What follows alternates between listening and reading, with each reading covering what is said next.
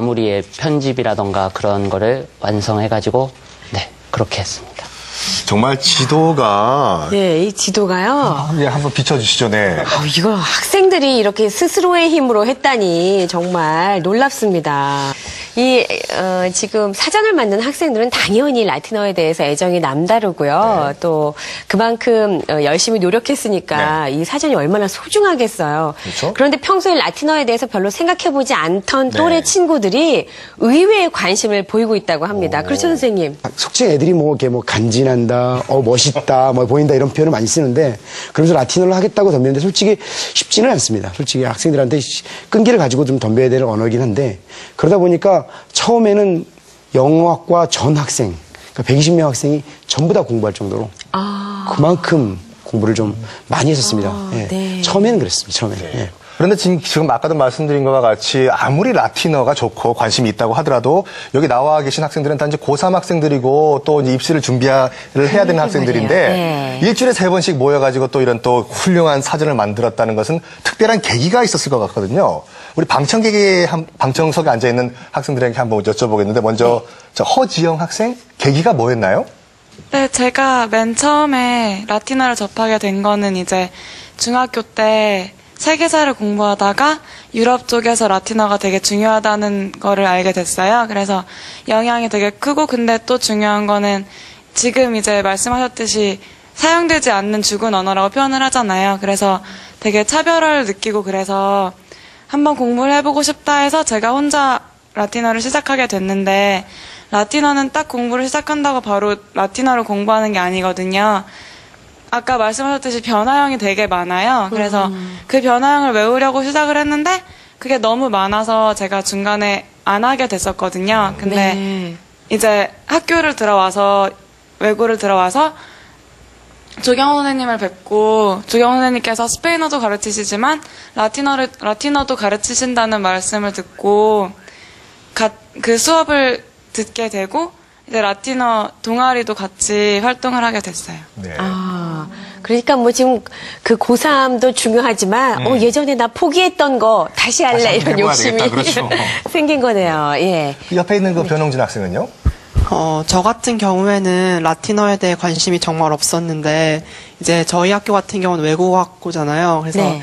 이제 언어 교육을 많이 하는 편인데 이제 1학년 때 신입생이 되면 영어 이외에도 제2 외국어를 선택해야 돼요. 그래서 저 같은 경우에는 프랑스어를 선택했거든요. 근데 프랑스어를 또 재밌어서 배우다가 또 2학년 때 되면 제3 외국어로 이제 조경호 선생과 스페인어를 접하게 되었어요. 근데 그 언어를 배우다 보니까 단어 같은 것도 그렇고 문법에서 특성이나 그런 게 많이 비슷한 거를 정확히는 모르지만 비슷하다는 느낌을 받았거든요. 그래서 이제 또 조경호 쌤과 얘기하고 그러다 보니까 이러한 유럽권 언어들의 엄마뻘 되는 언어가 라틴어가 된다고 해서 그러면 한번 해보는 것도 의미 있겠다 해서 공부를 해보게 됐어요. 이 라틴어 공부가 실질적으로 어떻게 구체적으로 영어 수업에 영어 실력 향상에 도움이 되나요? 되는지. 저 같은 경우는 SAT 시험을 준비하면서 단어를 공부할 때 단어집 뒤에 어원 같은 거를 중심으로 돼서 단어집이 있었거든요. 네. 근데 거기에서 보면은 예를 들어 circumvent나 circumspect 이런 단어들이 있는데 그게 라틴어의 circum이라는 그런 around라는 전치사에서 온 거고 또 예를 들어 디체레, 도체레, 두체레라는 단어가 있어요. 네. 되게 비슷하게 생겼잖아요.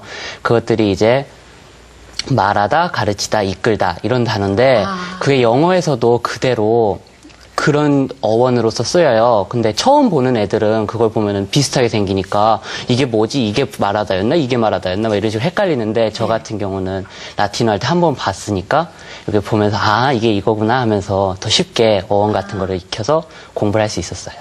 그래서 그 딕이란 것이 이제 쓰다라고 하면은 우리가 받아 쓰다 딕테이터 거기서 난 거군요. 네. 딕테이션. 바로 이렇게 또 이해가 되네요, 또.